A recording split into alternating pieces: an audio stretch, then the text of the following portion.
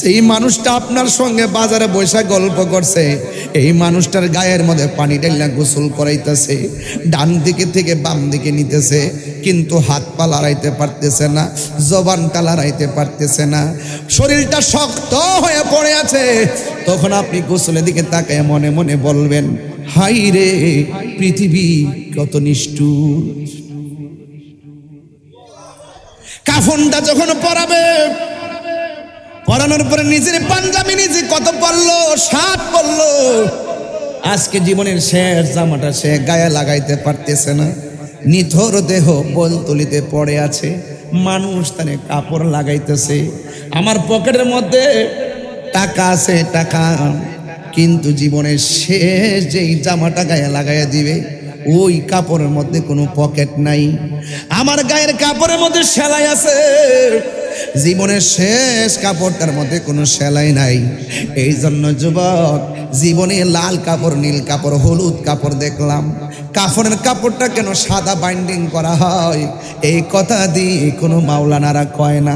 কাফনের কাপড়টা কেন সাদা দিতে হয়? ও বন্ধু, জীবনে কত গাছের পাতা দেখলাম অন্য কোনো পাতা দিয়ে গরম জল করে না, বড়ই পাতার গরম জলটা কেন করা হয় এই কথা দিয়ে কোনো মাওলানারা কয় না। কাপড়ের মধ্যে 3টা বান দেওয়া হয়, 3টা বাদ কেন দেওয়া হয় কেউ দিয়ে কথা কয় না। পুরুষের কাপড় হলো 3টা, মহিলার কাপড় হলো 5টা, এই পার্থক্য কেন হলো কোনো মানুষ দি কয় না। ও বন্ধু রে, বন্ধু, আমার দাদার আনুষ্ঠানিকতা যেমন ছিল আপনার আনুষ্ঠানিকতা এমনই হবে। আমার বাবা যখন মারা গেছে মাইকিং করা হয়েছে, আমার বাবা যখন মারা গেছে কাফনের কাপড় আনা হয়েছে, আমার বাবা যখন মারা গেছে গোসল করানো হয়েছে, আমার বাবা যখন মারা গেছে মসজিদের খাট আমার বাড়িতে চলে আসছে, মানুষ কাঁদে কইরা বাবা লাশটারে জানাজার ময়দানে নিয়ে গেছে। এরপরে 2 জন কবরের মধ্যে নামাইয়া দিয়েছে গো। ঠিক যতটা আনুষ্ঠানিকতার কথা বললাম, আপনার ক্ষেত্রে একটা আনুষ্ঠানিকতা কম হবে না। তার মানে বোঝা গেল, যদি জীবনে কোনোদিন সুযোগ পান কবরে নাইমা লাশটারে শোয়াইবেন, শোয়াইয়া তার কাফনটা খুললা কেবলার দিকে ফিরাইয়া একটা বার মনে মনে ভাববেন, এ মাইয়াত, তুমি যে কবরের মধ্যে আসছো তোমার সম্পদগুলা জানে কোথায় আছে, তোমার সন্তান এখন কোথায় আছে। নীরব তাকায়া তাকায় দেখবেন আর মনে মনে ভাববেন, আজকে তার আমি শোয়াইয়া দিলাম, একদিন আমারও এমন করে শোয়া, একদিন আপনারা আমার যখন শোয়া দিব, জানি না আমার পাশে 8-9 জন, এই পাশে 5-6 জন বসা আছে, এই মানুষটির মধ্যে কার জানে মরণটা আল্লাহ আগে লিখে রাখছে আমরা বলতে পারি না। একটা মানুষের চেহারার সঙ্গে আরেকটা মানুষের চেহারা মিলে না রে। এই জন্য তো রবের কাছে একটা কথাই বলবো, আল্লাহ মারা যাব কোনো দুঃখ নাই, যেই দিন আমরারে মরণ দিবা জুমার দিন মরণ দিও, যেই দিন মরণ দিবা রমজান মাসে মরণ দিও, যেই দিন মরণ দিবা নিয়মিত নামাজি বানাইয়া মরণ দিও, যেই দিন মরণ দিবা উজু অবস্থায় মরণ দিও। তাইলে মৃত্যু আসার আগে এই বিষয়গুলো অনুধাবনের দরকার আছে না? না, হারিয়ে যাব একদিন আমি, রব নাই ভুবন চিরদিন, বাঁশি বাগানে বা গোরস্থানে হয়তো দিবে মোরে কবর,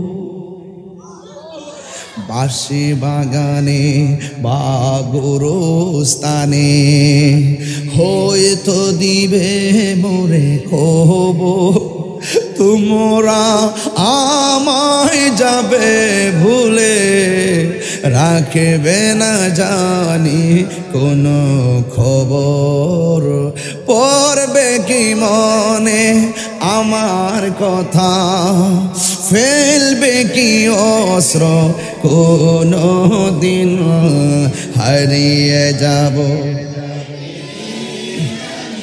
আর বনায় ভুবন চিরদিন, বলো হারিয়ে যাব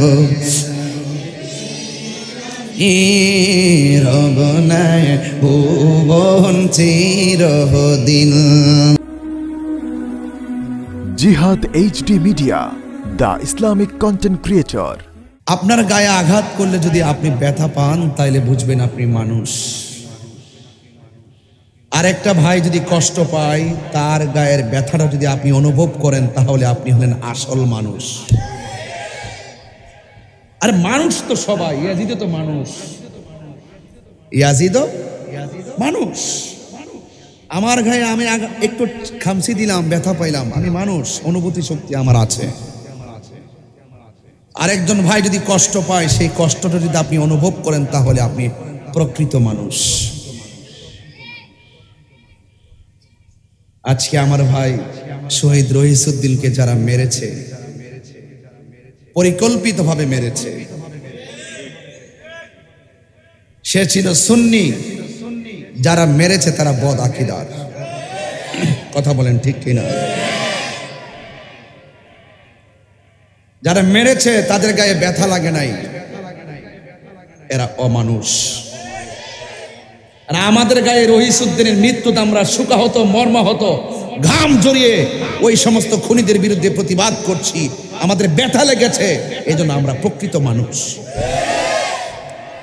মানুষ, এই মানুষরূপী অমানুষ, মানুষরূপী জানোয়ারদের সাথে প্রকৃত মানুষদের লড়াই চলছে। কথা বলেন ঠিক কিনা? যারা মানুষকে পরিকল্পিতভাবে হত্যা করে, এরা সমাজের শত্রু, এরা দেশের শত্রু। কথা বলেন ঠিক কিনা?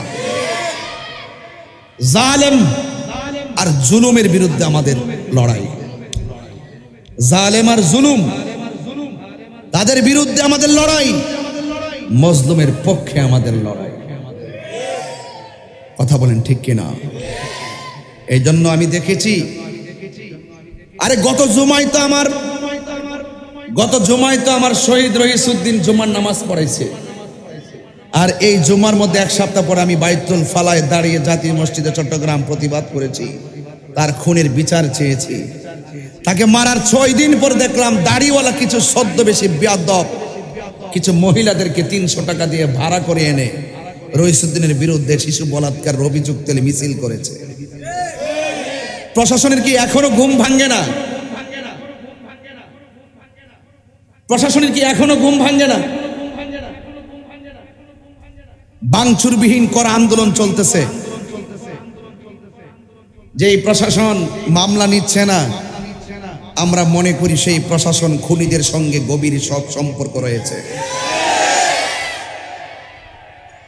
ওই এলাকাটা সম্পূর্ণ বদ আকীদাদের দখলে, এই জন্য সেখানে সুন্নি কোন আলেম গেলে তাদের উপরে চড়াও হয়। তারা,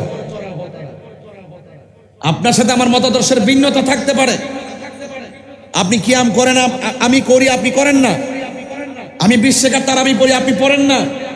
আমি নবীকে নূর মানি, আপনি মানেন না। তাই বলি কি আমি আপনাকে মতাদর্শের ভিন্নতার জের ধরে কি আমি আপনাকে খুন করে ফেলবো? এটা কি মনুষ্যত্ব? মব সৃষ্টি করে যারা মিথ্যা অভিযোগ তোলে আমার রহিসউদ্দিনকে শহীদ করেছে, তাদেরকে অনতি বিলম্বে গ্রেফতার করতে হবে। আজকে দেখেছেন জমিয়তুল ফালায় হাজার হাজার মানুষ, ঢাকার জাতীয় প্রেস ক্লাবে হাজার হাজার মানুষ, পুলিশে ব্যারিকেড দিছে, যাওয়া যাবে না। পদযাত্রায় ব্যারিকেড দেওয়ার পরে দেখলাম আমাদের 4-5টা সেনা কর্মীর গায়ে লাঠি চার্জ করা হয়েছে। আরে এটাই তো সুন্নি, এদেরকে তো সুন্নি বলে। যৌক্তিক দাবি আদায়ের মাঠে গিয়ে পুলিশ কর্তৃক সুন্নিরা মার খায়, কিন্তু কোন সুন্নিদের দ্বারা পুলিশের গায়ে আঘাত হয় না। কথা বলেন ঠিক কিনা? এরপরও আপনারা আমাদের ধৈর্যের ভাত ভাঙবেন না। আমরা মানুষ, আমরা কি মানুষ। এই জন্য আমি স্বরাষ্ট্র উপদেষ্টা নাকি বলছে আমাদের সাথে সংলাপ করবে। আজকে যখন দেখলাম, আমরা যখন সবাই এগিয়ে গেলাম, তখন তিনি বলছেন নাকি আমাদের সাথে সংলাপ করবে। আমি পরিষ্কার ভাষায় চট্টগ্রাম থেকে বলতে চাই, আমার ভাই রহিসউদ্দিনের রক্তের উপরে দাঁড়িয়ে রাষ্ট্রপক্ষ কাহারো সঙ্গে আমাদের সংলাপ হবে না। আগে মামলা নিতে হবে, আসামি গ্রেফতার করতে হবে, তারপর বিচার করব সংলাপ করব কিনা, আমরা কোন দিকে যাব তারপরে কথা বলবো, ঠিক কিনা বলেন? আমার পরিষ্কার কথা, আবু সাঈদের রক্তের যেমন মর্যাদা, মুগ্ধের রক্তের যেমন মর্যাদা, আমাদের কাছে শহীদ রহিসউদ্দিনের রক্তের সেই মর্যাদা। পুলিশকে মেরে উপরে ঝুলিয়ে রাখা হয়েছে, সেই পুলিশের লাশের যেমন মর্যাদা, আমাদের কাছে আমাদের শহীদ রহিসউদ্দিনের সেই মর্যাদা। পৃথিবীতে প্রত্যেকটা মানুষের মূল্য আছে, প্রত্যেকটা প্রাণের মূল্য আছে, প্রত্যেকটা হত্যাকাণ্ড নির্মম। এই জন্য মব সৃষ্টি করে এই বাংলাদেশকে যেইভাবে খুনের রাজ্য কায়েম করা হচ্ছে, আগামীতে প্রত্যেকটা এই খুনের জন্য আমাদের রাষ্ট্রপ্রধানকে জবাব দিতে হবে, প্রশাসনকে জবাব দিতে হবে। আপনারা মামলা না নিয়ে ভাবতেছেন আমরা নিয়ে আপনাদের উপরে চড়াও হয়ে পড়ি আমাদের বিরুদ্ধে মামলার ষড়যন্ত্র করার জন্য। আমাদেরকে একটু সময় দিচ্ছেন, আমরা নিয়ে আপনাদের উপরে ঝাঁপিয়ে পড়ি। আমরা সুন্নিরা কি পাগল যে আপনাদের খেলা বুঝবো না?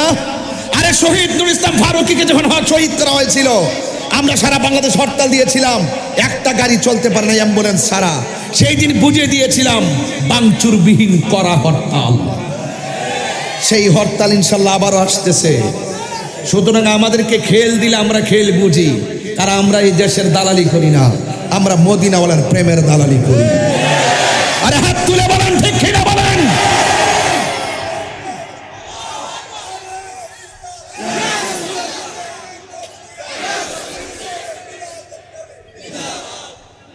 ভাইয়ের আমার বিষয় দিয়েছেন মৃত্যু, এই জন্য প্রথম মৃত্যু নিয়ে কথা বললাম।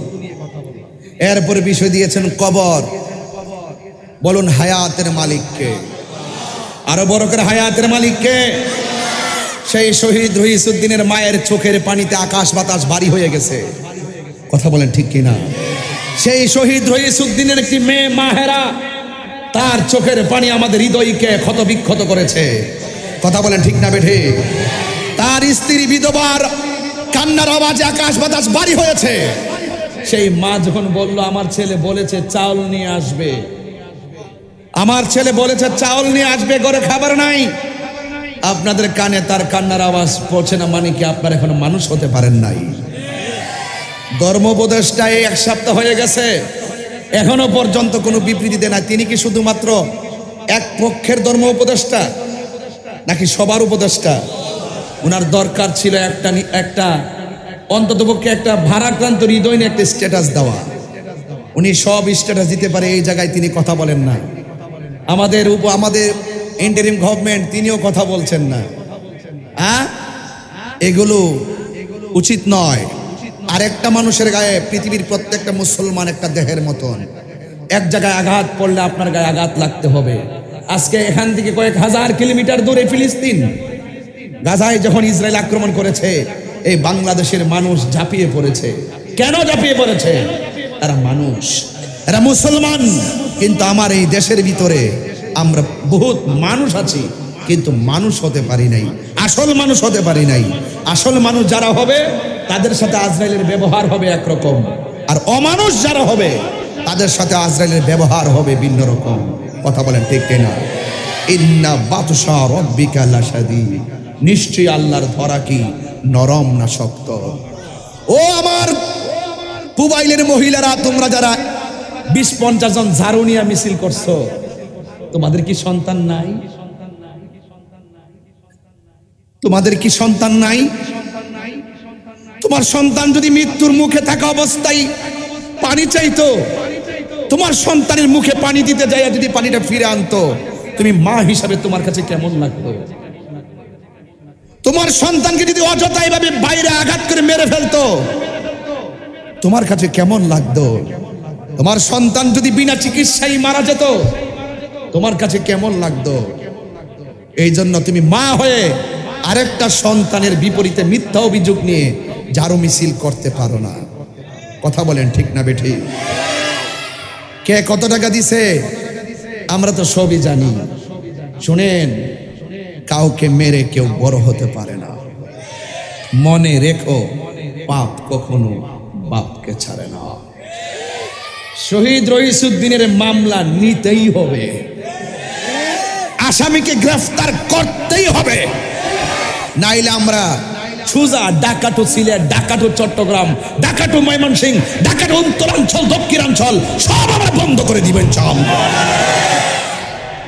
সুন্নিরা খানকায় বসে পিরালি করছে দিকে মনে করো না আমরা বছরে একটা উরুস ফাতিহা করি। আমরা খানকায় আছি বলে দুর্বল মনে করো না। আমরা যখন খানকায় থাকি তখন সিদ্দিক আকবরের চরিত্র ধারণ করি, যখন আমরা প্রয়োজন হবে রাজপথে নেমে যাব তখন আমরা উমর ফারুকের চরিত্র গ্রহণ করি। আরে খানকায় বসে থাকার নাম ইসলাম, আবার সেই তলোয়ার নিয়ে ময়দানে ঝাঁপিয়ে পড়ার নাম ইসলাম। এই জন্য শুধুমাত্র চিনি হালুয়া খাওয়া সুন্নত এটাই শুধু আমরা মানি না, মাঝে মাঝে শরীর থেকে রক্ত জড়ানো সুন্নত সেটাও আমরা জানি। এই জন্য সুন্নিদেরকে বলবো আর দলাদলি। আপনারা দেখেছেন গত 15-16 দিন আমার কিন্তু খুব পেইন হয়ে গেছে বুকে পিঠে। আপনারা হয়তো জানেন বড় বড় যে কাজগুলো, অনৈক্যের যে জায়গাগুলো, সেই জায়গাগুলো ফাইন্ড আউট করে আমি অনেক চেষ্টা করেছি মুরব্বীদেরকে নিয়ে একটু ম্যানেজ করার জন্য। অনেকে আমাকে দীর্ঘ 12 বছর বলছেন আমি কোন দল করি, আমাদের দলে নাই, এর লোকে নাই, সে লোকে নাই, সে একলা থাকে। আমি আগেই বলছি মাইনাস নয়, ম্যানেজ চাই।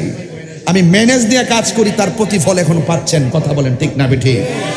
এই জন্য আমি বলবো আহলুস সুন্নাত ওয়াল জামাত ঐক্য হয়েছে, সেই ঐক্যের মাঠ থেকে যেন অনৈক্য সৃষ্টি না হয়। কথা বলেন ঠিক কিনা?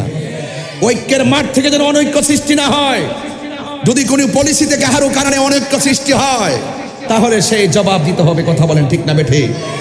আপনারা সবাই মুরব্বীদের পরামর্শ নিয়ে যুবকদেরকে ঐক্যবদ্ধ করে একটি চেতনা নিয়ে মাঠে আবারও, আমার মনে হচ্ছে যেই তালবাহানা শুরু হয়েছে, আবার মনে হয় সেই প্রেস ক্লাবের মতন আমাদেরকে সোহরাওয়ার্দী উদ্যানে বিনা অনুমতিতে যেতে হবে।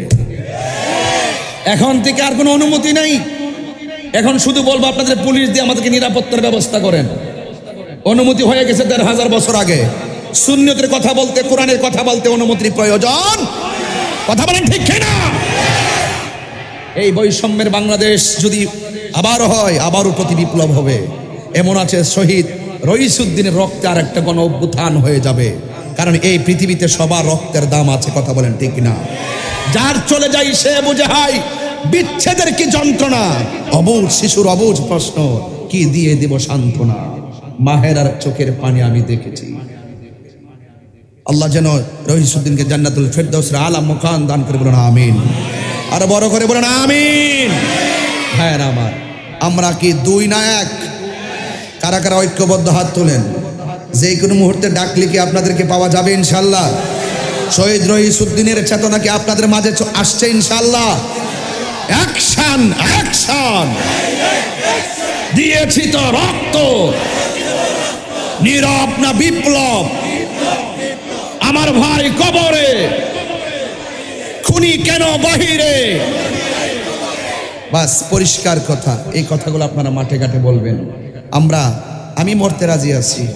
অনেকে আমরা সতর্ক করে, আমি বলছি যে আমি গেলে আমার রক্তের কণিকা থেকে দেখবে সুন্নিয়ত পথ করে উঠতেছে, আপনি গেলে দেখবেন এটা থেকে আরো জোয়ার উঠবে, কারণ রক্ত ইতিহাস বদলায় দেয়। কথা বলেন ঠিক না বেঠিক?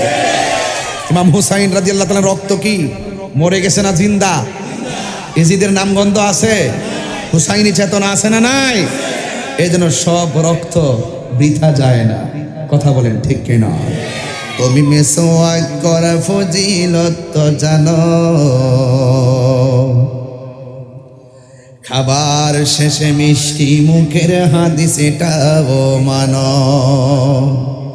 শুধু হক কথাটা উচ্চ সুরে বলতে পারো না, অন্যায় দেখে বারুদ হয়ে জ্বলতে পারো না। ঠিক কিনা? কেমন মুসলমান তুমি একটু ভাবনা, কেমন তোমার ঈমান একটু বলো না। আল্লাহুম্মা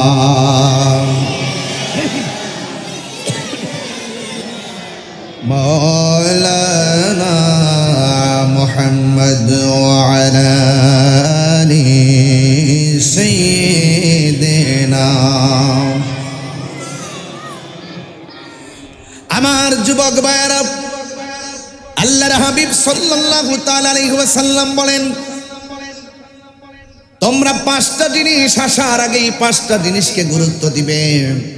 অসুস্থ হওয়ার আগে সুস্থতাকে গুরুত্ব দিবে, গরিব হওয়ার আগে স্বাবলম্বীটাকে গুরুত্ব দিবে, ব্যস্ত হওয়ার আগে অবসর সময়টাকে গুরুত্ব দিবে, মৃত্যু আসার আগে তোমরা হায়াতটারে মূল্যায়ন করবে। আজকে আমি আসার আগেই 2 ঘন্টা আগে শুনছি এলাকার একটা মা মারা গেছে, তার জানাজা হবে ওয়াজের পরে। আমি শোনার পরে আমার মনের ভিতরে অনেক কষ্ট পেয়েছি। এখনো আসার আগে একটা ছেলে আমারে কয়, হুজুর আমার আব্বা কয়েকদিন আগে মারা গেছে, একটু আব্বার কবরটা জিয়ারত করেন না। আমি পোলা পান্ডে বলছি, স্লোগান বন্ধ কর, গুরুস্থানের ভিতরে ঢুক। বাউন্ডারির দরজা দিয়ে ভিতরে ঢুকলাম, নতুন কবরটার পাশে দাঁড়ায়া দোয়া করলাম। আমার আব্বা তো দুনিয়াতে নাই, তার আব্বা দুনিয়াতে নাই, এই জন্য আমি তার বাবার জন্য দোয়া করলাম।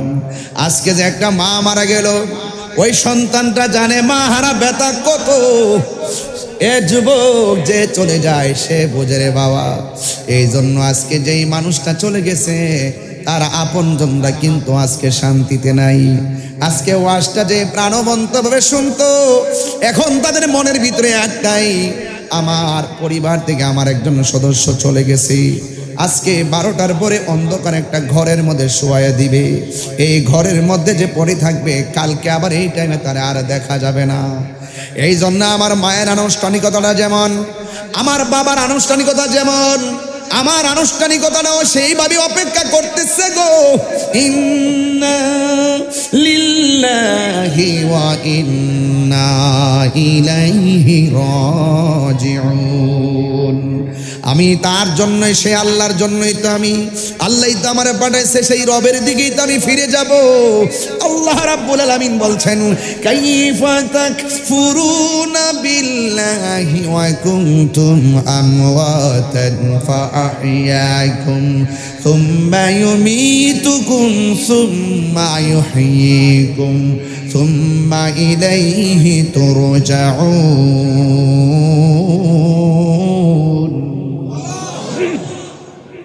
আল্লাহ রাব্বুল আলামিন বলেন, তোমরা তোমাদের রবকে কিভাবে অস্বীকার করছো?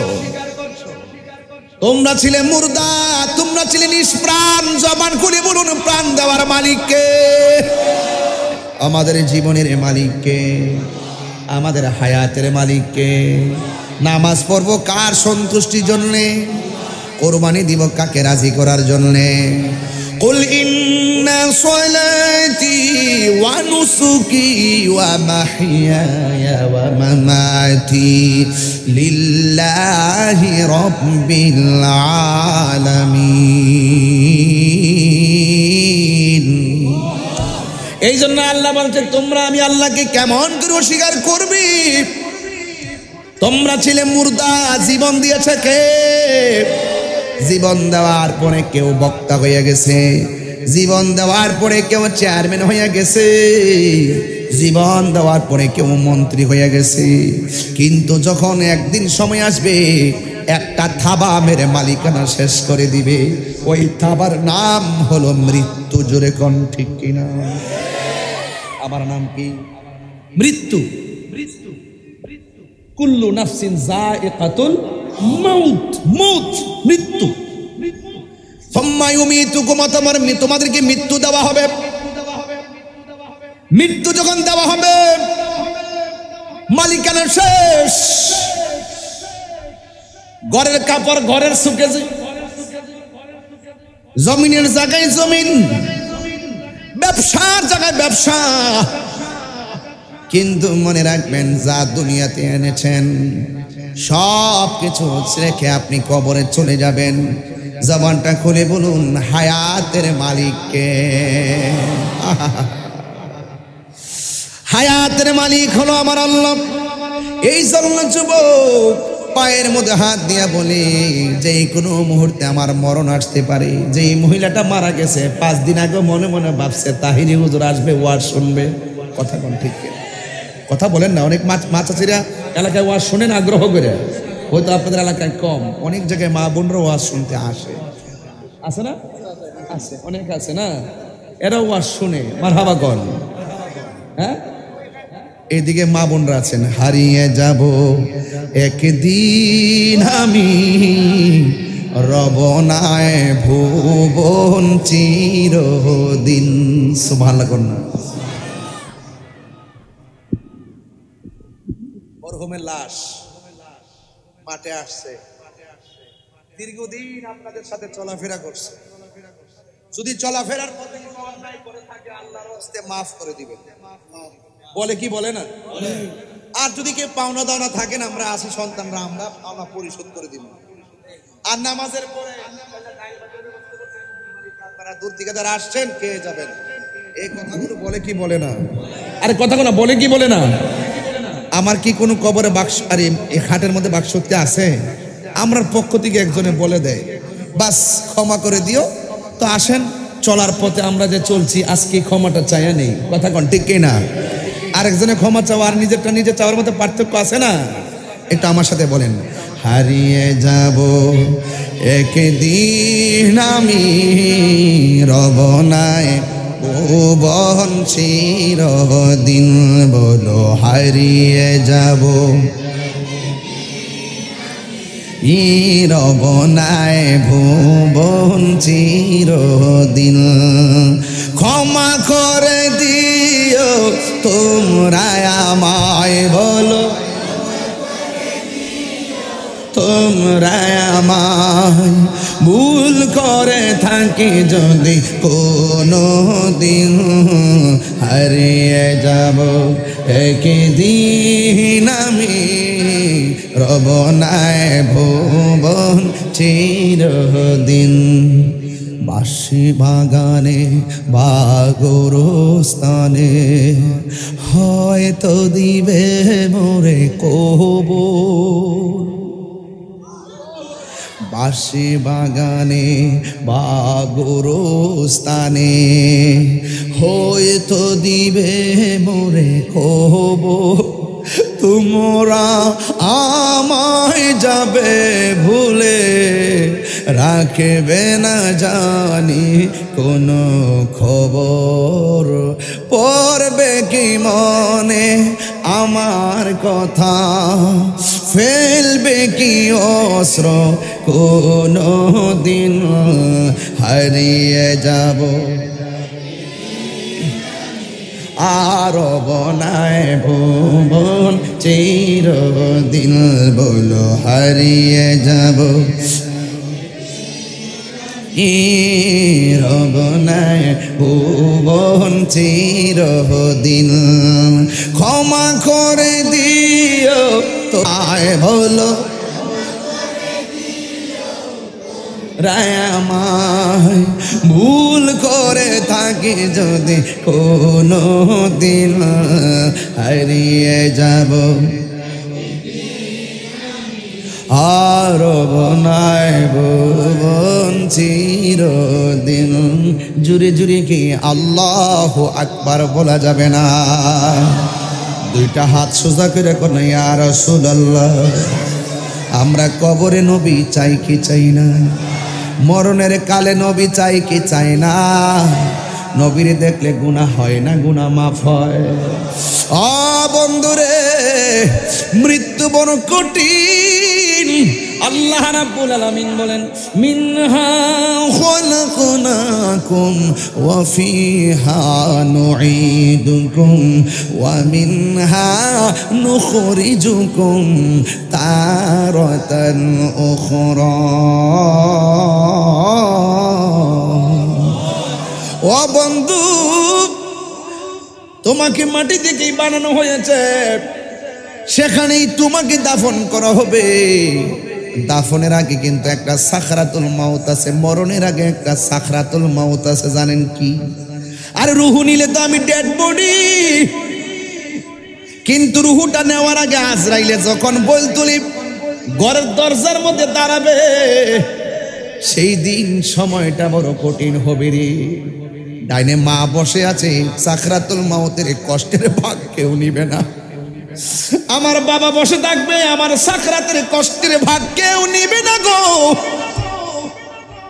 টাকার ভাগ সবাই নেয়, সম্পদের ভাগ সবাই নেওয়ার জন্য পাগল, কিন্তু মরণের কষ্টের ভাগ নেওয়ার কোনো বান্ধব দুনিয়াতে, আরো জোরে দুনিয়াতে।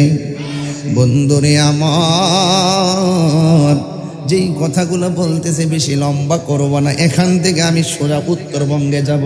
প্রায় 17 ঘন্টা জার্নি, 17 ঘন্টা গাড়িতে থাকতে হবে। রাতের বেলা ঘুম শেষ, দিনের বেলাও শেষ। এই জন্য আমি মুসাফির হই, আবার মুসাফিরের হালতে রওনা। কিছু কথা বলে যাই, কথাগুলো কান দিয়ে শুনবেন, মনোযোগ দিয়ে শুনবেন। এই জন্য আল্লাহ বলে, বন্ধু ও সোম্মায়ুমিতুকুম, তোমাকে মৃত্যু দেওয়া হবে। দেওয়া হবে কথাটা অনেক সহজ, জন্ম মৃত্যু একদম ইউনিভার্সাল ট্রুথ। কিন্তু আজরাইলের রুহটারে সার্জারি করার আগে এই বলতুলিতে এমন একটা খেলা শুরু হইবে, তোমার মরণ যন্ত্রণা। যার সামনে যাবে সে বুঝবে আজরাইলটা কেমন ধাও মারে। দরজাতে আইসা এমন ভয়ঙ্কর সুরতে ঢুকবে, আজরাইলরে দেখা তোমার রগগুলা টাস করে ছিঁড়ে যাবে, রক্তগুলো পানি হয়ে যাবে, আর হাড্ডিগুলা টাস করে খুলে যাবে। ও বন্ধু রে, বন্ধু রে, বন্ধু, মরণ যন্ত্রণা বড় কঠিন। এখন যদি বলেন হুজুর কেমন কঠিন, একটু বোঝাইয়া দেন। আমি আপনাদের এই মুহূর্তে বোঝাইতে পারবো। শুধুমাত্র আমার সামনে 2 মিনিট নাকটারে আর মুখটারে বন্ধ করে রাখেন, বুঝবেন শ্বাসটার দাম কত। কথা বলেন ঠিক কিনা? আর মরণের সময় কত জোর করবা গো, আমারে বাঁচাও বাঁচাও বাঁচাও। আজরাইলে বলবে না না, ওয়া মা তাদরি নাফসুম বিআইয়ি আরদিন তামুত। যেই জায়গার মধ্যে আমার রব তোমার মৃত্যু লিখে রেখেছে, সেই জায়গার মধ্যে তোমাকে মৃত্যুবরণ করতে হবে। কারণ তোমার শুরুর মালিক যেই রব, তোমার শেষের মালিকও সেই রব। ইন্নাহু হুয়া ইউবদিউ ওয়া ইউঈদ ওয়া হুয়াল গফুরুল ওয়াদুদ যুল আরশিল মাজিদ। He is the forgiving and loving. তিনি প্রেমময়, তিনি ক্ষমাশীল। কিন্তু আমার আল্লাহ জীবন দিয়েছেন, জীবন দিয়ে পরীক্ষা করেছেন। কিন্তু যুবক, আজরাইল যখন তোমাকে দাও মারবে, আজকে আমার গলার কাছে পানি আছে, এমন একটা সময় আসবে 7 সমুদ্র 13 নদীর পানি মুখের মধ্যে দিলে পানি তৃষ্ণা মিটবে না। এটার নামই হলো সাকরাতুল মাউত। জোরে কোন ঠিক কিনা? ও বন্ধু রে, ও বন্ধু, ঘরের দরজা থেকে মানুষটারে নিয়ে গেল, পাশে বোন বসা টের পাই নাই, স্বামী বসা টের পাই নাই, আপনজন বসা টের পাই নাই। এই জন্য মরণটা আসার আগে মনে করতে হবে আজকে এই সময়টা আমার জীবনের শেষ সময়। এই জন্য নামাজ কাজা করা উচিত নয়, রোজা বাদ দেওয়া উচিত নয়, অন্যায় কাজ করা উচিত নয়, হক থেকে দূরে থাকা উচিত নয়। কারণ যেই কোনো মুহূর্তে মালাকুল মউত আজরাইল সামনে এসে যেতে পারে। এ বন্ধু, মৃত্যু যদি না থাকতো জীবনটা কতই না সুন্দর হতো। আল্লাহকে আমি মৃত্যুটা দিয়েছি আমি আল্লাহর ক্ষমতা বোঝানোর জন্য। কথা বলেন ঠিক কিনা? আল্লাহর ধরা কি নরম না শক্ত? আরো বড় করে, নরম না শক্ত? এই জন্য আমার যুবক ভাইরা, মৃত্যু ইউনিভার্সাল ট্রুথ হবেই হবে। অনেকে কয় তোর ছেলেটাকে বিদেশ কেন পাঠাইলি? বিদেশ পাঠানোর কারণে ছাদ থেকে পড়ে মারা গেছে, দেশে থাকলে সে মারা যেত না। এই কথা বলাটা নাফরমানি কথা। অনেকে বলে তুই কোথায় গিয়েছিলি? তুই যদি ঘরের মধ্যে থাকতি বাচ্চাটা পানির মধ্যে পড়ে মারা যেত না। এটা ভুল কথা, ভুল কথা। না না, বিদেশে নিয়ে ছাদের উপর থেকে ফালাইয়া দুনিয়া থেকে আল্লাহ তারে বিদায় দিবে। দুনিয়াতে আসার আগে আমার আল্লাহ সেই সিদ্ধান্ত করে রেখেছেন, যার যেখানে মরণ সেখানেই তার মরণ হবে। এই জন্য যুবক, পালাইবার কোনো জায়গা নাই। এই মৃত্যু আসার আগে নামাজের দরকার আছে না নাই? মৃত্যু আসার আগে রোজার দরকার আছে না নাই? মৃত্যু আসার আগে আল্লাহকে মানার দরকার আছে না নাই? এই জন্য মরণের আগে আল্লাহ আপনাকে দুইটা জিনিস বলে দিয়েছেন, ইয়া আইয়ুহাল্লাযীনা আমানু আমিনু বিল্লাহি ওয়া রাসূলিহি। আল্লাহ বলে, হে ঈমানদারগণ, তোমরা ঈমান আনো আল্লাহর উপরে এবং ঈমান আনো আমার নবীর উপরে।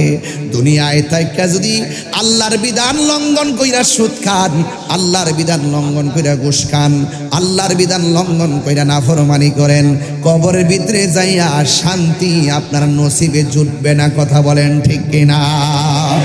যা করবেন মরার আগে না মরার পরে? কথা কয় না কেন?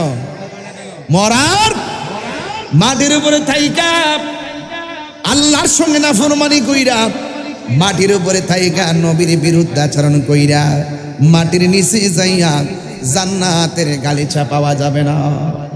এই জন্য যুবক আল্লাহ বলে, মাটিতেই তোমাকে দাফন করা হবে। মরণ মরণ মরণ হয়ে গেল আপনার। আজকে যে মহিলাটা মারা গেল, আমার মা মারা গেছে, এই মহিলাটার মনে হয় গোসল করানো শেষ হয়ে গেছে, সাদা কাফনটা মনে হয় লাগানো শেষ হয়ে গেছে, গায়ের মধ্যে 5টা কাপড় লাগায়া খাটের মধ্যে শোয়া রাখছি, আর ওয়াজের অপেক্ষা করতেছে ওয়াজটা কখন শেষ হবে, জানাজার নামাজটা কখন পড়বে। বন্ধু, কি দিয়ে ওয়াজ বুঝাবো?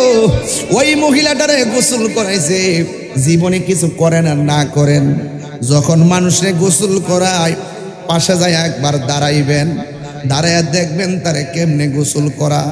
সেই মানুষটা আপনার সঙ্গে বাজারে বৈশা গল্প করছে, এই মানুষটার গায়ের মধ্যে পানি ঢেলে গোসল করাইতেছে, ডান দিকে থেকে বাম দিকে নিতেছে, কিন্তু হাত পা লড়াইতে পারতেছে না, জবানটা লড়াইতে পারতেছে না, শরীরটা শক্ত হয়ে পড়ে আছে। তখন আপনি গোসলের দিকে তাকায় মনে মনে বলবেন, হাই রে পৃথিবী কত নিষ্ঠুর।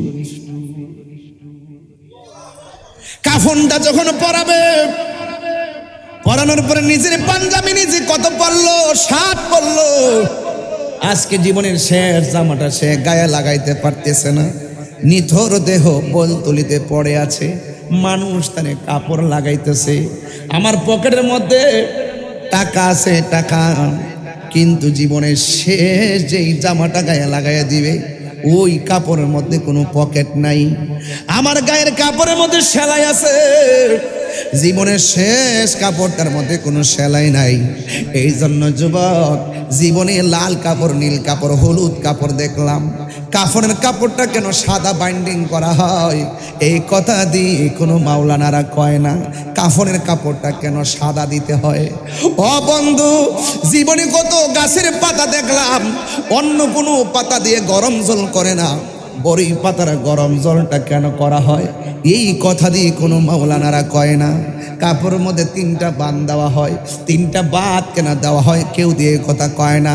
পুরুষের কাপড় হলো 3টা, মহিলার কাপড় হলো 5টা, এই পার্থক্য কেন হলো কোনো মানুষ দি কয় না। ও বন্ধু রে, বন্ধু, আমার দাদার আনুষ্ঠানিকতা যেমন ছিল আপনার আনুষ্ঠানিকতা এমনই হবে।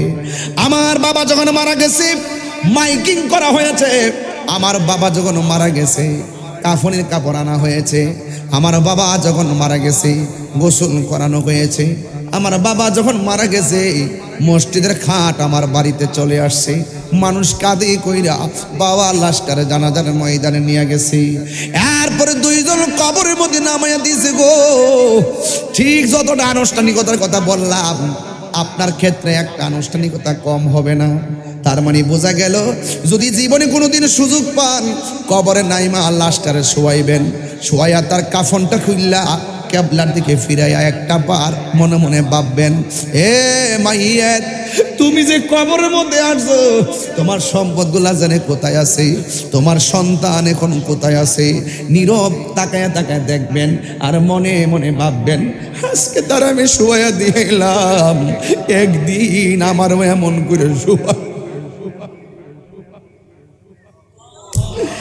একদিন আপনারা আমার যখন শোয়া দিব,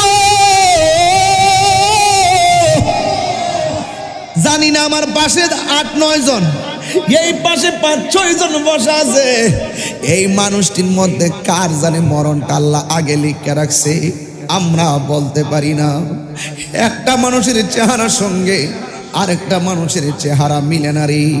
এই জন্য তো রবের কাছে একটা কথাই বলবো, আল্লাহ মারা যাব কোনো দুঃখ নাই, যেই দিন আমরারে মরণ দিবা জুমার দিন মরণ দিও, যেই দিন মরণ দিবা রমজান মাসে মরণ দিও, যেই দিন মরণ দিবা নিয়মিত নামাজি বানায়া মরণ দিও, যেই দিন মরণ দিবা উজু অবস্থায় মরণ দিও। তাইলে মৃত্যু আসার আগে এই বিষয়গুলো অনুধাবনের দরকার আছে না না? তাইলে সবচাইতে বড় কথা হলো মরণ আসার আগেই নামাজ পড়তে হবে, মরণ আসার আগেই রোজা রাখতে হবে, মরণ আসার আগেই হজ করতে হবে, মরণ আসার আগে যাকাত দেওয়া লাগবে।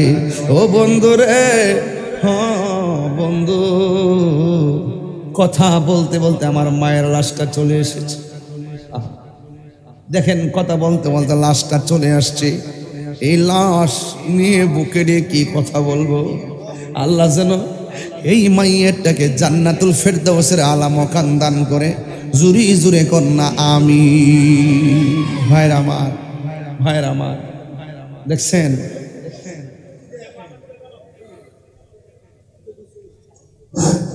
আল্লাহ আল্লাহ আল্লাহ।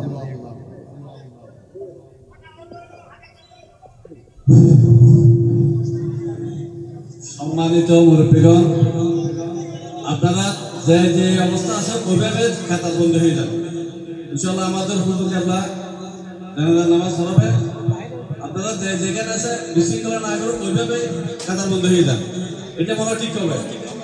কারণ আপ ডাউন করলে জিনিসটা একটু বিশৃঙ্খলা হয়ে যাবে। আপনারা দয়া করে যার যার যে অবস্থা আছে ওইভাবে খাতা বন্ধ হয়ে যাবে। আসসালামু আলাইকুম।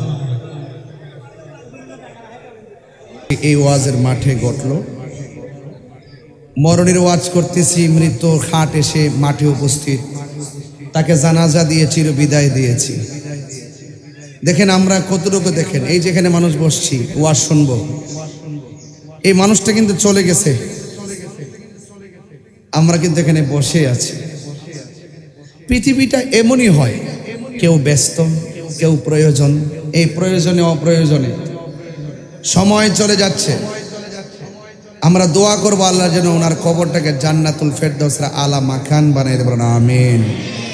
আল্লাহুম্মা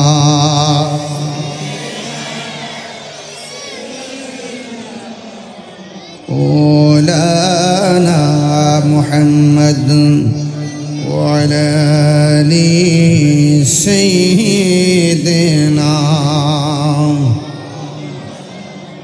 ইয়া রাসূলাল্লাহ হাবিবি খালিকি তাতুই বরগুজিদা জুল জালালে পাক বেহম তাতুই আল্লাহুম্মা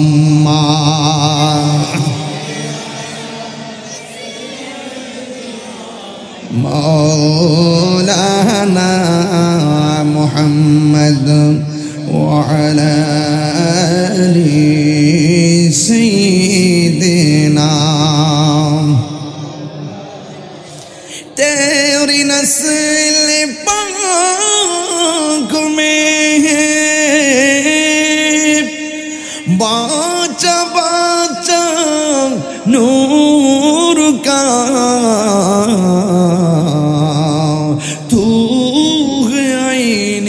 नूर तेरा सब घराना नूर का अल्लाहुम्मा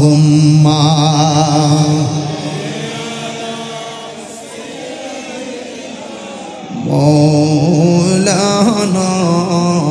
मुहम्मद वाला आली सय्यिदना।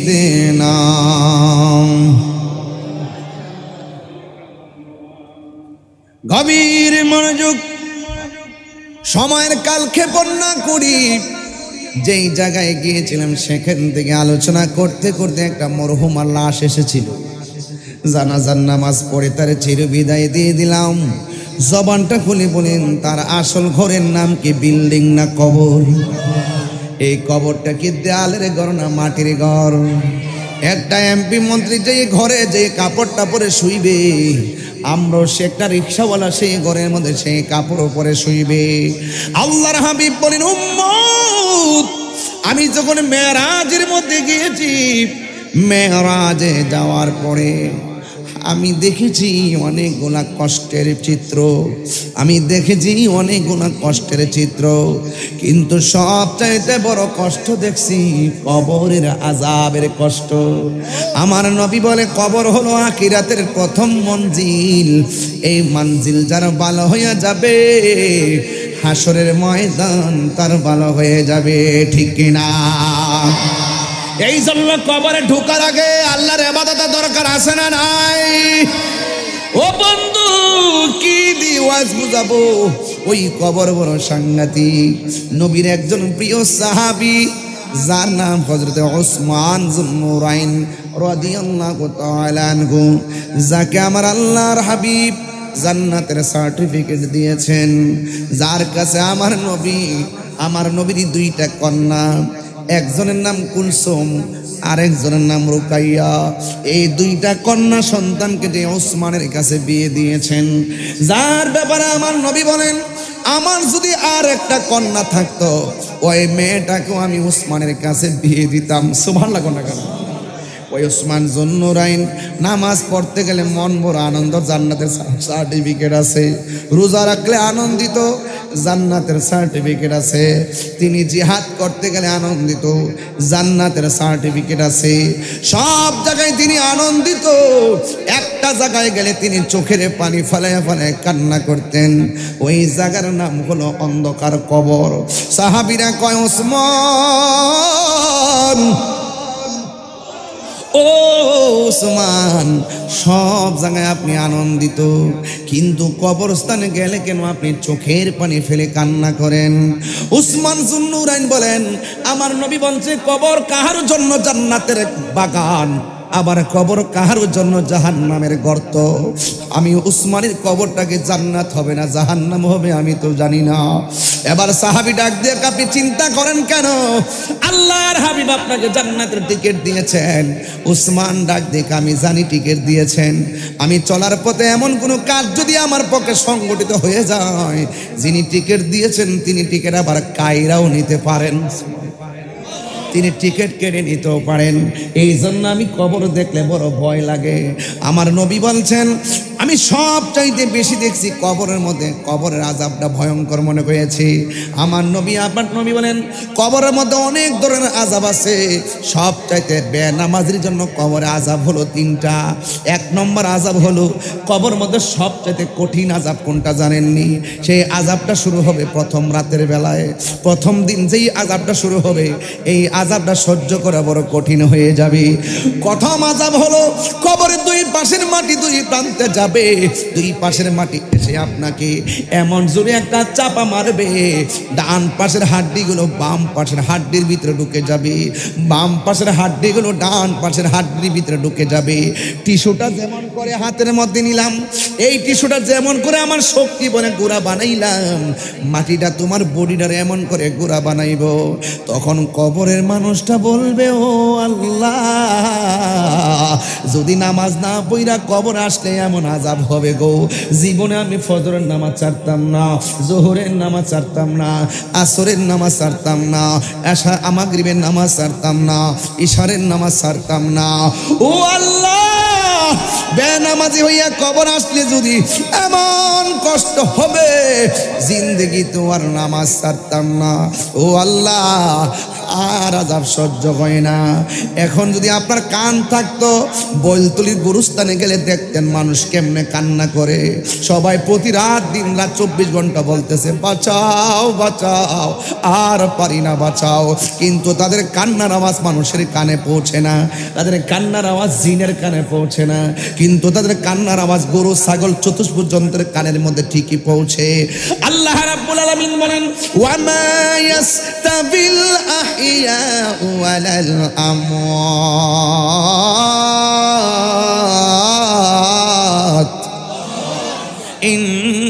ইন্নাল্লাহা ইউসমিউ মান ইয়াশা। আল্লাহ রাব্বুল আলামিন বলেন যারা মুর্দা যারা জিন্দা তারা কোনোদিন সমান হতে পারে না। আমি জিন্দা মানুষ ঘরের মধ্যে আগুন লাগলে ফায়ার সার্ভিস আগুন নিভাবে, কিন্তু যারা মারা গেছে তাদের কবরে আগুন লাগলে ফায়ার সার্ভিস কেন আমরা নিজেরাই কোনো কিছু পারবো না। এই জন্য আল্লাহ বলেন জিন্দা এবং মৃত্যু মানুষ এক হতে পারে না।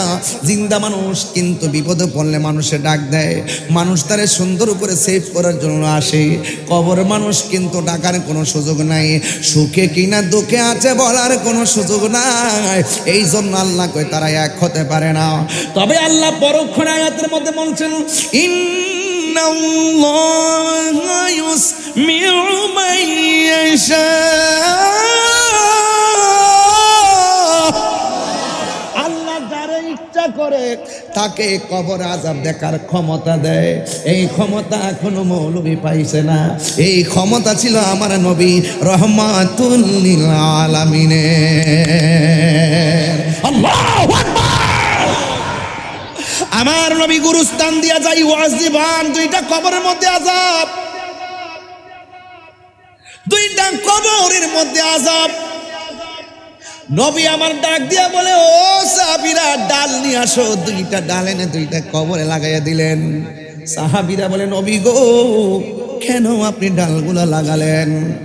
আমার নবী কয় উম্মত আমি নবী যাহা দেখি তোমরা তা দেখো না, আমি নবী যাহা শুনি তোমরা তা শোনো না। এই আমি দেখতেছি দুইটা কবরে আযাব হইতেছে, ডালগুলা লাগাইয়া দিলাম। ডালগুলা যতক্ষণ পর্যন্ত কাঁচা থাকবে ততক্ষণ পর্যন্ত কবর আযাব হালকা হবে। কয় কেন? কয় কাঁচা ডাল আমার আল্লাহর জিকির করে। কবরের ডাল লাগানোর দলিল আছে না নাই? ফতোয়াবাজি বন্ধ করেন, ফতোয়াবাজি সব জায়গাত কইলেন না। হুজুর কি বলেন? হ্যাঁ, আমরা যখন ডালগুলা তাল তাল কিন দেই এগুলা ফতোয়া দে, আজান দিল ফতোয়া দে। এই ফতোয়াবাজি আপনারা বন্ধ করেন। এগুলো আমরা বুঝ যাই এত বড় হইছি। তবে ঠান্ডা মাথা এখন ওয়াজ করি, গরম ভাষায় ওয়াজ করতে পারি, কিন্তু আজকে পরিবেশ না। আজকে ঠান্ডা ভাষায় কথা বলতে হবে, কথা বলতে হবে বেশি, বুঝাইতে হবে বেশি, সময়ও খুব কম। আমি কাজে লাগাচ্ছি সময়টাকে। আল্লাহু আকবার বলবেন না? কেন আযাব হচ্ছে? একটা কবরের মানুষ চুগলখুরি করত, আরেকটা মানুষ প্রস্রাব করে পবিত্রতা অর্জন করত না। আমি ডাল লাগাইছি যেন কবর আযাবটা হালকা হয়। নবীজি কবরের উপরে, লাশ কবরের নিচে, নবী দেখার ক্ষমতা আছে না নাই? আমার যুবক পোলাপানগুলো কোথায়? ওইগুলো কি মানুষ না? সবাই বলে না নবী দেখার ক্ষমতা আছে না নাই? আরে হাত তুলে বলো আছে না নাই? নবীকে দেখার ক্ষমতা দিয়েছে কে? নবী এই মুহূর্তে বৈলতলির মাহফিলে আশেকদেরকে দেখার ক্ষমতা আছে না নাই? তোমার চোখ যদি সিদ্দিক আকবরের চশমা হয় তাইলে তুমি দেখতে পারবা, আবু জাহেলের চশমা হলে দেখতে পারবে না। জালালউদ্দিন সুয়ুতী বলেন আমার জীবনে আমি ৭৫ বার আমার নবীকে দেখেছি।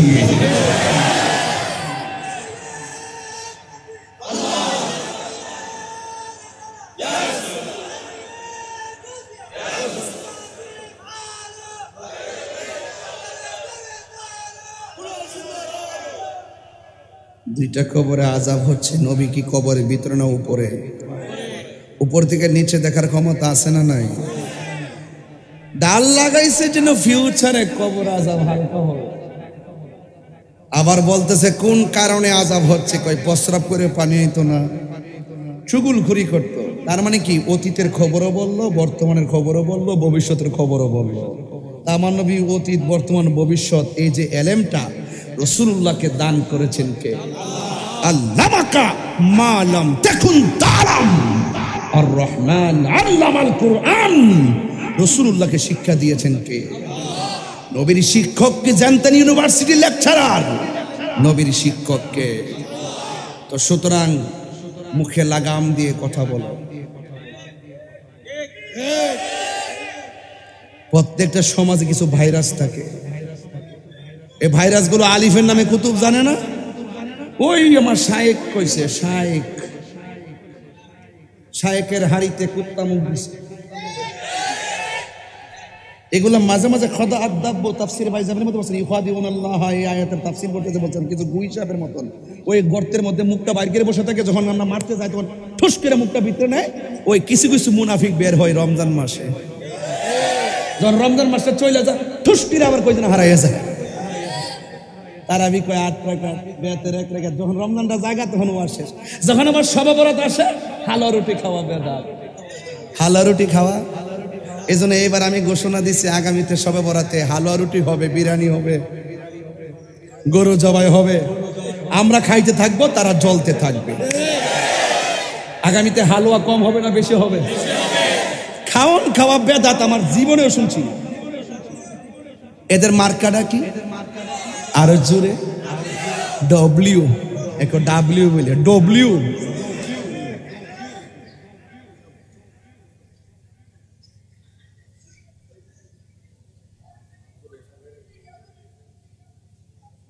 আজকে গজল বেশি গাইছে নাকি? আর গাইছি, প্রথম একটা গাইছি না, আর না বেশি গাইতাম না, বেশি গাইতাম না। গাইলে আমার সময় যাবো গা। মার হাবা জোরে বলবো, বলতাম ভুলে যেতে চাইলে ভোলা যায় না, ঠিক না? আমার জান মদিনা, আমার প্রাণ মদিনা, আমার হ্যাঁ, ভুলে যেতে চাইলে ও দোহরাছে খন্দক আছে, উহুদের পাহাড়, নবীর লাগি চন্দনাস বাসি ব্যথার পাহাড়, ঠিক না? আরে 1500 বছর পরে আসছে, কি হয়েছে? রাসূল বলছেন, এ সাহাবীরা, তোমরা তো আমাকে দেখে দেখে মহব্বত করতেছো। আমার কিছু উম্মত এখনো আসে নাই, আসবে। তাদের ওজন হাসর মাঠে অনেকবার বেড়ে যাবে।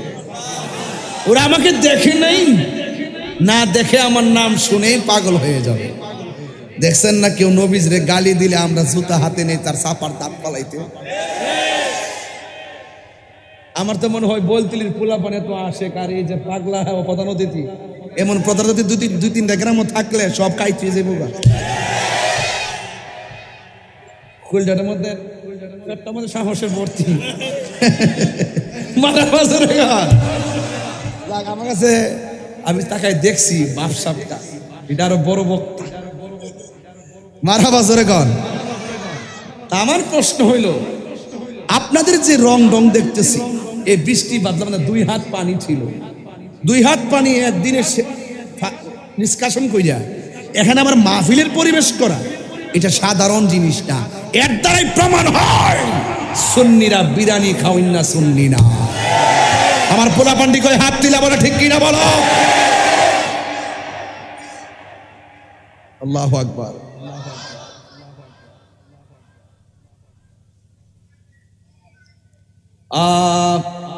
কই গেছিলাম? তুমি জীবন,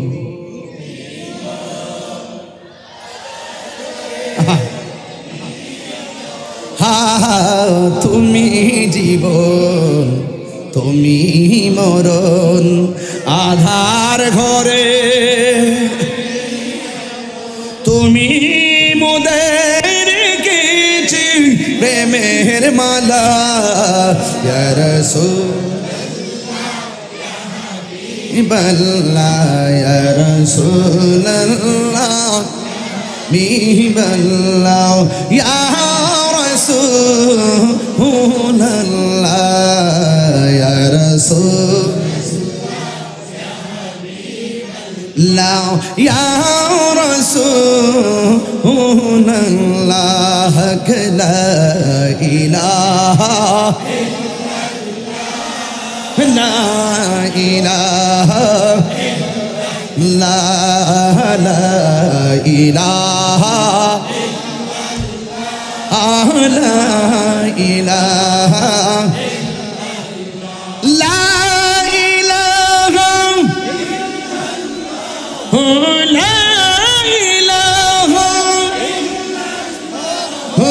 লা ইলাহা লা আল্লাহু আল্লাহু পাগল হয়ে যান আল্লাহ আল্লাহু আল্লাহু লা ইলাহা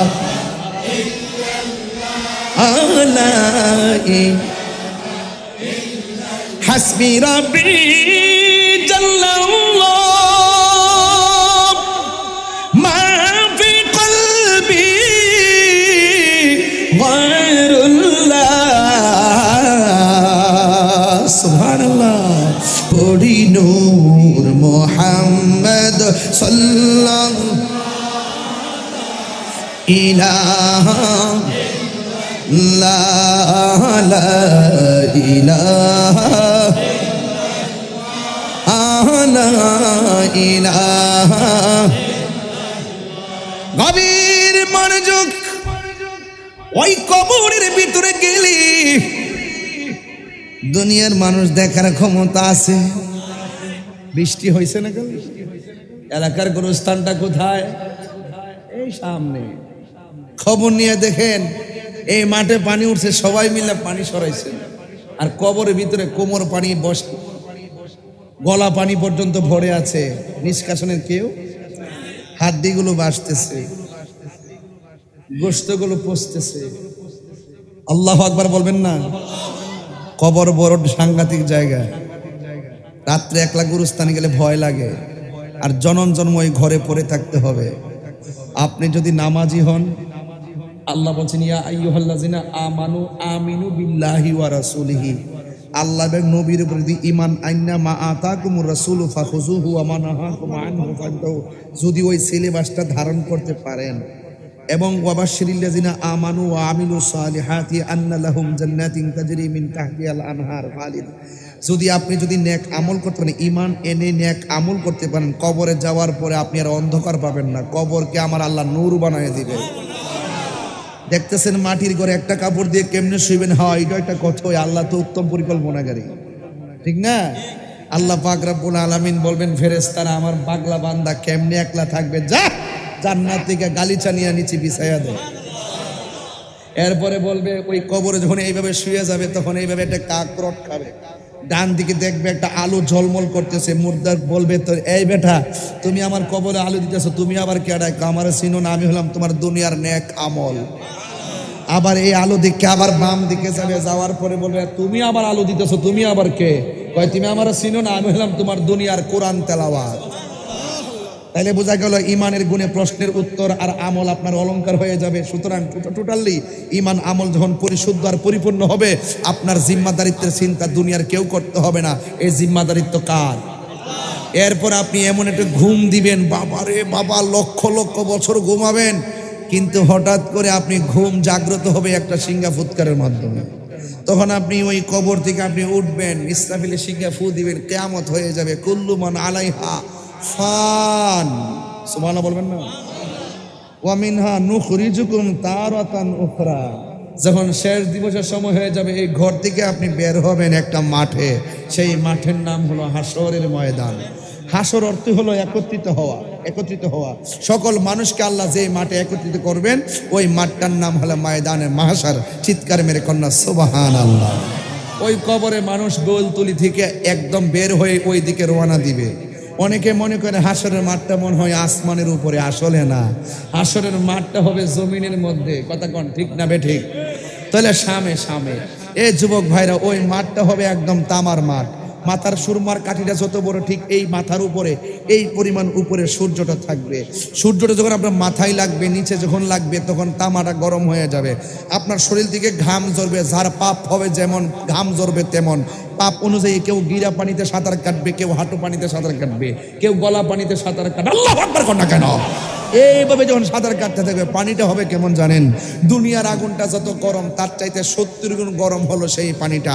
ওই পানির মধ্যে তখন কি করবে? তারা সাঁতরাবে। তখন মানুষগুলো আল্লাহরে বলবে, আল্লাহ আর কত দাঁড় করায় রাখবে, এবার হিসাবটা শুরু করো না। আদম নবী বলবো, আমার পক্ষে সম্ভব না আল্লাহরে বলা যে বিচার কাজটা শুরু করো। ইউনুস নবী বলবে, আমার পক্ষে সম্ভব না যে বিচার কাজটা শুরু করো। জাকারিয়া পয়গম্বর বলবে, আমার পক্ষে সম্ভব না যে বিচার কাজটা শুরু করো। যার কথার দ্বারা 50,000 বছর পরে যার কথার দ্বারা বিচারটা শুরু হবে তিনি হলো আমার নবী রাহমাতুল্লিল। আল্লাহু আকবার বলবেন না? তো কবরে নবী না ছবি? কবরে নবী না ছবি? আরো বড় করে, আরো বড় করে। অনেকে বলে কবরে নবীর ছবি দেখাবে, এই বিশ্বাসকে আমরা করি? কবরের শরীরে আমার নবী থাকবেন। চিৎকার মেরে কোন সুবহানাল্লাহ। ইমানদাররা দেখবেন, বেঈমানরা পাবে না, এটাই বাস্তবতা। কথা বলেন ঠিক কিনা? তো সুতরাং আপনাদের খেদমত আমার প্রশ্ন, হাসর মাঠে উঠে গেলেন, উঠার পরে আমার নবী সুপারিশ করবেন আপনার জন্য, আমার জন্য। তবে একটা কথা, নবীর সুপারিশ পেতে গেলে নবীকে জানের চাইতে বেশি মহব্বতের দরকার আছে না নাই? মহব্বতের ইবাদত এক জিনিস না, মহব্বত এই বলতুলি বাজারে কিনতে পাওয়া যায় না। কথা কোন ঠিক কিনা? আল্লাহ রাব্বুল আলামিন বলছেন কি জানেন? যে আল্লাহ রাব্বুল আলামিন হাবিব বলছেন, তোমরা বড় জামাতের সাথে থাকো। তোমরা কোন জামাতের সাথে থাকো? বড় জামাতের সাথে থাকো। মান সাজ্জা সুজ্জা ফিন্নার না মিনান্নার। তো যেই ব্যক্তি ছোট দলের সাথে ভাগাভাগি হয়ে যায় সে জাহান্নামে যাবে, যে বড় দলের সাথে থাকবে সে জান্নাতি হবে। আর বড় দলটা হলো আহলুস সুন্নাত ওয়াল জামাত। আরে কথা বলেন ঠিক কি না? কোন কারা সুন্নি? সুন্নি সবাই না, তারাও নাকি আহলুস সুন্নাত ওয়াল জামাত, আমরাও নাকি আহলুস সুন্নাত ওয়াল জামাত। টুকা দিয়ে দেখো, যার ভিতরে নবীর মহব্বত আছে, যার ভিতরে আহলে বায়াতের মহব্বত আছে, সেটাই হলো সুন্নি। কথা বলেন ঠিক?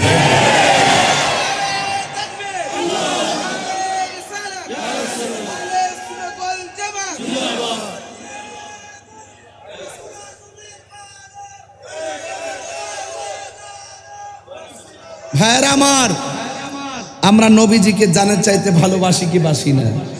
আল্লাহ যদি হাসরের মাঠে ধরে, কেরে নামাজ তো পড়ছস, কবুল হয়েছে না, কিছু করার আছে? হজ তো করছস, কবুল হয়েছে না, কিছু করার আছে? যাকাত তো দিয়েছিস, কবুল হয় নাই, কিছু করার আছে? আমরা বলবো আল্লাহ আমলের বাহাদুরি আমরা করতাম পারতাম না, এটার গ্যারান্টি কার্ড আমার কাছে নাই, ওয়ারেন্টি কার্ড আমার কাছে না। তবে একটা কার্ড আছে, আমরা আমাদের নবীজিকে জানার চাইতে ভালোবাসি। ভালোবাসি কি বাসি না? একটা ছেলে দেখবেন নামাজ পড়ে না, কিন্তু তার সামনে নবীরে গালি দিয়া দেখেন, আপনার বাপটা হয় বাইরে। এমন কিছু পাগল আছে না নাই?